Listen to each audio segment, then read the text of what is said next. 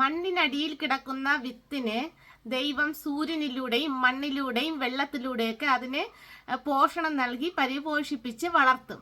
അപ്പോൾ അത് നന്നായിട്ട് വളർന്നിങ്ങനെ വരുമ്പോഴത്തേക്ക് ഏതെങ്കിലും ചെറിയ പുഴുക്കൾ ഇങ്ങനെ അതിനെ വന്ന് ആക്രമിക്കും.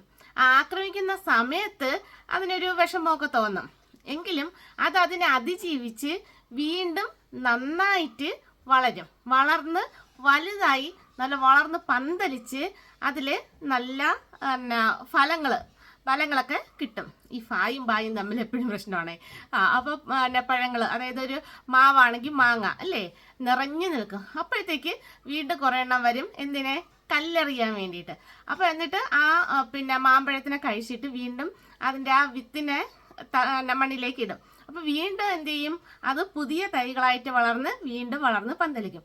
അപ്പോൾ എന്തായാലും ഇതെല്ലാം ആ വൃക്ഷത്തിന് ഗുണം തന്നെയാണ്.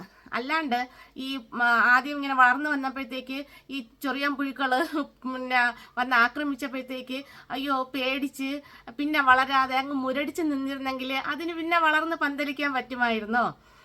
പിന്നെ വീണ്ടും ആൾക്കാർ ആക്രമിക്കാനും കല്ലെറിയാനൊക്കെ വന്നപ്പോഴത്തേക്ക് അത് നല്ല മധുരതരമായ പഴമാണ് നൽകിയത് അല്ലേ? അപ്പോഴത്തേക്ക് അത് വീണ്ടും പുതിയ തൈകളും മരങ്ങളും ഉണ്ടായി. അപ്പോൾ അപ്പോഴും പേടിച്ച് നിന്നിരുന്നെങ്കിലോ പുതിയ മരങ്ങൾ ഉണ്ടാകത്തില്ലായിരുന്നു അല്ലേ? അപ്പം എന്തുകൊണ്ടും ഒന്നിനെയും പേടിക്കാതെ നന്നായിട്ട് സ്വയം അങ്ങ് എന്താ പറയുക വളരുക. അതായത് 10 പേര് നമ്മളെ പുച്ഛിക്കാനുണ്ടാവും, 100 പേര് കളിയാക്കാനുണ്ടാവും. പക്ഷേ വളരണമെന്ന് നമ്മൾ ഒറ്റ ആൾ തീരുമാനിച്ചാൽ മതി. നമ്മൾ വളരുക തന്നെ ചെയ്യും, നന്നായിട്ട് ജീവിക്കുക തന്നെ ചെയ്യും. ദുഷ്ടശക്തികൾ പല രൂപത്തിലും ഭാവത്തിലും വരും. നമ്മൾ തോറ്റു എന്ന് നമ്മൾ സ്വയം ചിന്തിച്ചാലേ അവിടെ തോൽവി ഉണ്ടാകത്തുള്ളൂ. തോൽക്കരുത്. നമ്മൾ മിണ്ടാതിരുന്നാലേ അത് തോൽവിയാകത്തുള്ളൂ. പ്രവർത്തിക്കുക. ഒരു അപകടമോ അസുഖമോ ഉണ്ടാകുന്നത് ആരുടെയും കുറ്റവും തെറ്റും കൊണ്ടല്ല.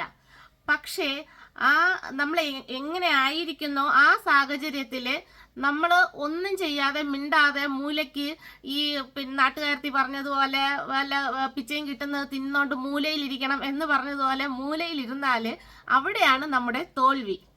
അപ്പോൾ അതല്ല, നമുക്ക് കഴിയുന്നത് എന്താണോ അത് ചെയ്യുക. നമ്മളെ കൊണ്ട് നമ്മുടെ ശരീരത്തിനും മനസ്സിനും വെച്ചിട്ട് നമ്മുടെ ആരോഗ്യവും ഒക്കെ വെച്ച് നമുക്ക് എന്ത് ചെയ്യാൻ കഴിയോ അത് ചെയ്യുക.